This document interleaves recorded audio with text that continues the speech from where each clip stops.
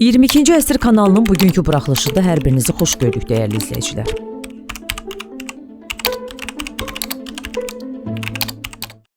Bir tarix var ki, Azərbaycanın son illərdə keçdiyi böyük siyasi yolun yekunu kimi yadda qalacaq. 8 avqust 2025-ci il Vaşinqton Ağ Ev. Bu tarixdə baş verənlər sadəcə diplomatik görüş deyildi. Vaşinqtonda eyni anda iki mühüm prosesin əsası qoyuldu. Birincisi, Azərbaycanla Amerika Birləşmiş Ştatları arasında münasibətlərin yeni mərhələyə keçməsi idi.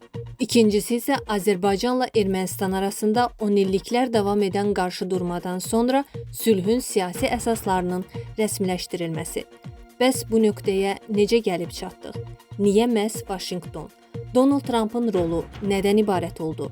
Azərbaycan Ermənistanı sülh masasına necə gətirdi? Və ən mühüm sual, bugün Cənubi Qafqazda yaranmış yeni reallığın müəllifi kimdir? Gəlin hadisələri əvvəldən təhlil edək. Cəmi bir neçə il əvvəl Azərbaycanla ABŞ arasında münasibətlər bugünkü səviyyədən çox uzaq idi. Joe Biden administrasiyası dövründə Bakı ilə Vaşinqton arasında ciddi fikir ayrılıqları yarandı. Azərbaycan hesab edirdi ki, ABŞ regionda yaranmış yeni reallığı düzgün qiymətləndirmir. Çünki 2020-ci ildən sonra Cənubi Qafqaz dəyişmişdi. Azərbaycan artıq öz torpaqlarının işğalı ilə barışmağa məcbur edilən dövlət deyildi. Azərbaycan 44 günlük vətən müharibəsində öz gücü ilə ərazi bütövlüyünü bərpa etmiş, regionun hərbi siyasi balansını dəyişmişdi. Amma Vaşinqtonun siyasətində köhnə yanaşmanın elementləri qalırdı. Bunun ən bariz nümunələrindən biri məşhur 907-ci düzəliş idi. Təsəvvür edin, torpaqları işğal edilən Azərbaycana sanksiya tətbiq edilmişdi. İşğalı həyata keçirən Ermənistana isə belə bir məhdudiyyət qoyulmamışdı. Azərbaycan illərlə bunun siyasi ədalətsizlik olduğunu bildirirdi. Prezident İlham Əliyev dəfələrlə açıq şəkildə bəyan edirdi ki, Bakı ilə təzyiq və ultimatum dili ilə danışmaq mümkün deyil.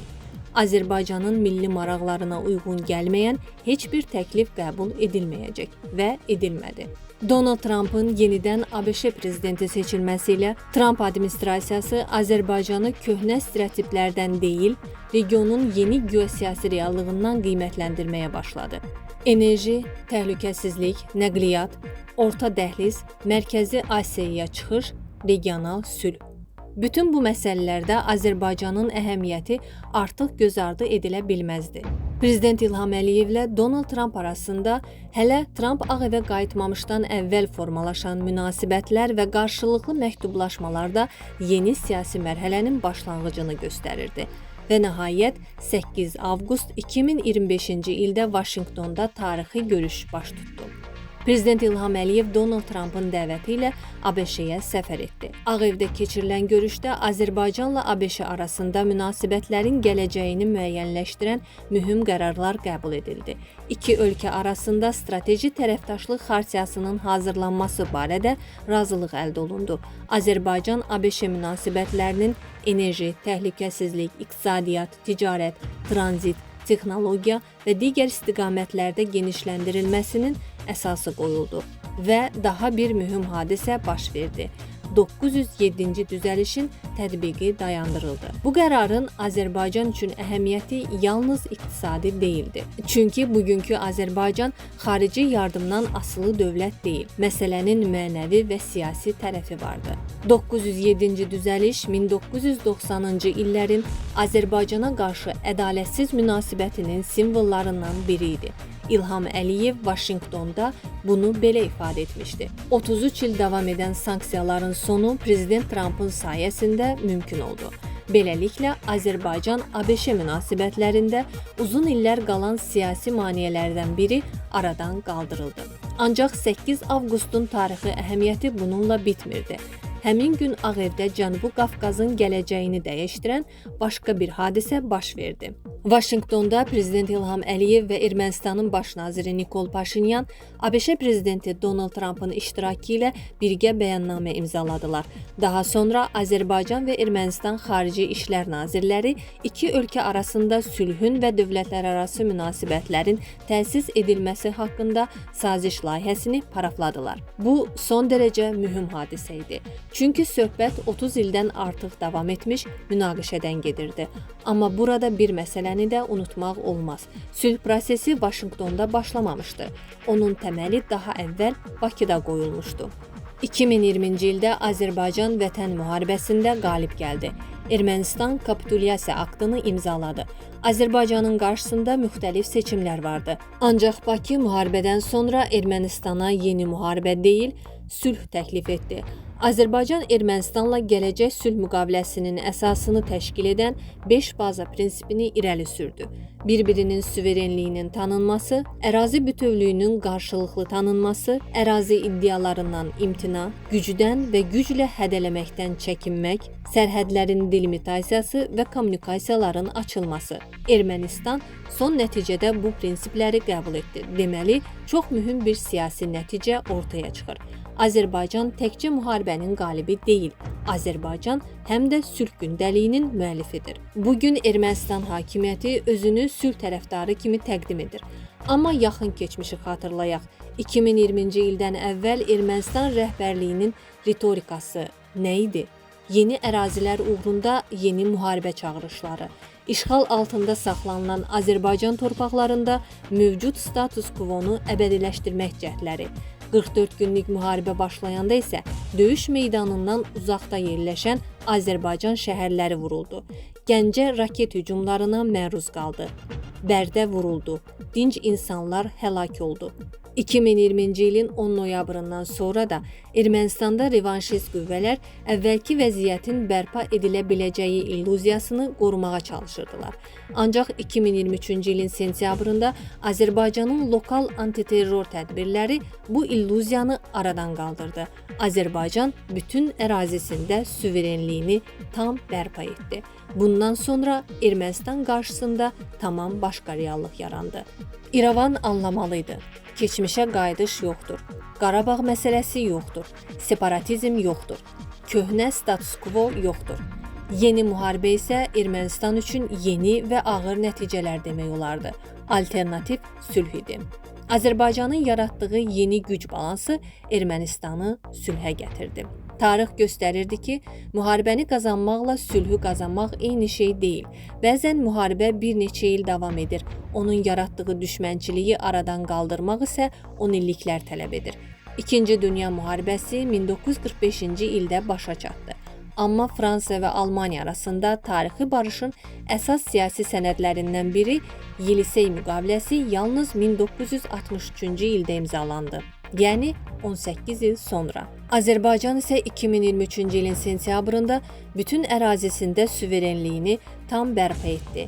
Cəmi 2 il sonra 2025-ci ilin avqustunda Ermənistanla sülh müqaviləsinin mətni paraflandı. Bu təsadüfi nəticə deyildi. Prezident İlham Əliyev əvvəlcə müharibənin nəticəsini dəyişdi.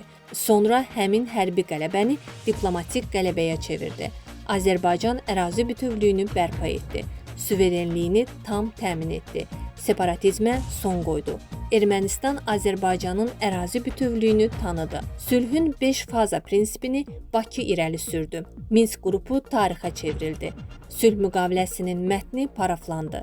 Buna görə də 8 avqust hadisələrini bir cümlə ilə belə ifadə etmək mümkündür. İlham Əliyev müharibədə qazandığı qələbəni sülh masasında rəsmiləşdirdi. Vaşinqton razılaşmalarının ən mühüm nəticələrindən biri də TRIP Beynəlxalq Sülh və Rifah naminə Tramp marşrutu layihəsi oldu. Bu layihə Azərbaycanın əsas hissəsi ilə Naxçıvan arasında maneəsiz bağlantının yaradılmasını nəzərdə tutur. Ancaq məsələyə xəritədə yalnız Ermənistan və Azərbaycan sərhədləri daxilində baxmaq olmaz. Bu yolun arxasında daha bir geosiyasi xəritə dayanır. Azərbaycan, Naxçıvan, Türkiyə, Mərkəzi Asiya, Xəzər, Orta Dəhliz və Avropa. Zəngəzur üzərindən açılacaq kommunikasiya bu böyük nəqliyyat sisteminin mühüm həlqəsinə çevrilə bilər. Bunun başqa mühüm tərəfi də var. Regional sülh iqtisadi maraqlarla möhkəmləndirilir. Çünki Ermənistan üçün də dilemma yaranır.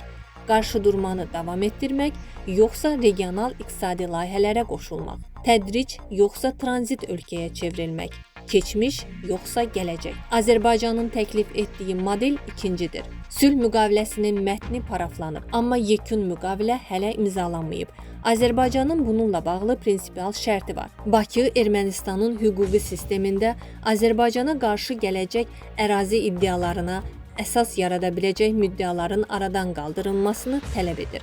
Azərbaycanın mövqeyi aydındır. Əgər iki ölkə sülh müqaviləsi imzalayırsa, gələcəkdə həmin müqaviləni şübhə altına ala biləcək hüquqi əsas qalmamalıdır.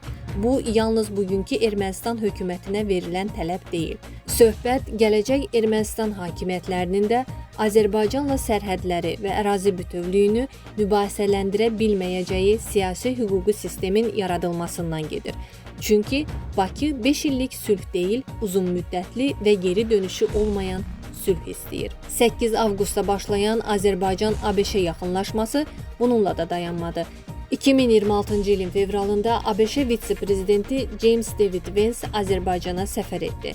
Bakıda prezident İlham Əliyev ilə birlikdə Azərbaycan və ABŞ arasında strateji tərəfdaşlıq xartiyası imzalandı. Beləliklə, cəmi bir neçə il əvvəl böhran yaşayan münasibətlər strateji tərəfdaşlıq səviyyəsinə yüksəldi. Bu, Azərbaycan diplomatiyasının başqa bir mühüm nəticəsidir. Bakı Vaşinqtonla münasibətləri bərpa etmək üçün öz prinsipial mövqelərindən geri çəkilmədi. Əksinə, Vaşinqton yeni Azərbaycan reallığını qəbul etdi. İndi gəlin 2020-ci ildən bu günə qədər baş verənlərə bütöv şəkildə baxaq. Azərbaycanın ərazi bütövlüyü bərpa olunub. Ölkənin bütün ərazisində suverenlik təmin edilib. Qarabağ münaqişəsi başa çatıb. Separatizm aradan qaldırılıb. Minsk qrupu tarixə çevrilib. Ermənistan Azərbaycanın ərazi bütövlüyünü tanıyıb. Sülh müqaviləsinin mətni paraflanıb. Regional kommunikasiyaların açılması gündəliyə çevrilib. TRIP layihəsi meydana çıxıb. Azərbaycan-ABŞ münasibətləri strateji tərəfdaşlıq səviyyəsinə yüksəlib. Cənubi Qafqazda 10 illiklərlə mövcud olmuş geosiyasi mənzərə dəyişib. Bəs bütün bunların başlanğıc nöqtəsi haradır? Azərbaycanın 2020-ci ildə qazandığı qələbə. Əgər Azərbaycan torpaqlarını azad etməsəydi, köhnə status quo davam edəcəkdi. Əgər Azərbaycan 2023-cü ildə bütün ərazisində suverenliyini təmin etməsəydi, separatizm sülh danışıqlarının qarşısında qalacaqdı. Əgər Bakı 5 sülh prinsipini irəli sürməsəydi, bugünkü sülh gündəliyinin hüquqi siyasi bazası olmayacaqdı. Buna görə də bugünkü Cənubi Qafqazın yeni siyasi reallığının əsas müəllifi Azərbaycan və prezident İlham Əliyevdir. Donald Trump isə bu yeni reallığı düzgün qiymətləndirən və onun sülh müqaviləsinə çevrilməsində mühüm vasitəçi edən ABŞ prezidenti oldu. Bəzən dövlətlərin tarixində bir liderin qarşısına bir nəsildə bir dəfə həll edilə biləcək vəzifələr çıxır. İlham Əliyevin qarşısında belə bir tarixi vəzifə vardı. Azərbaycanın bütün ərazisində suverenliyi təmin etmək. O bunu etdi. Qələbəni revanş və sonsuz müharibə mənbəyinə deyil, davamlı sülhün əsasına çevirmək. İndi gedən proses məhz budur. 2020-ci ildə Azərbaycan döyüş meydanında qalib gəldi. 2023-cü ildə suverenliyini tam bərpa etdi. 2025-ci il avqustun 8-də isə həmin qələbənin siyasi nəticələri Vaşinqtonda yeni regional sülh arxitekturasına çevrildi. Və bütün bu tarixi prosesin mahiyyətini bəlkə də bir neçə cümlə ilə ifadə etmək mümkündür. Azərbaycan müharibəni özü qazandı, sülh təşəbbüsünü özü irəli sürdü, sülhün prinsiplərini özü müəyyənləşdirdi və regionda yeni reallığı özü yaratdı. İlham Əliyev müharibənin qalibi oldu. İndi isə həmin qələbəni Azərbaycanın gələcək nəsilləri üçün uzunmüddətli sülhə çevirmək mərhələsidir. Və bu təkcə müharibədən sülhə gedən yol deyil. Bu, Azərbaycanın son 30 illik tarixinin dəyişdirilməsi və Cənubi Qafqazın yeni tarixinin yazılmasıdır. Dəyərli izləyicilər, ölkə və dünya gündəmi ilə bağlı xəbərlər təqdim etməyə davam edəcəyik. Öz fikirlərinizi şərh bölümündə qeyd etməyi unutmayın. Sağlıqla qalın.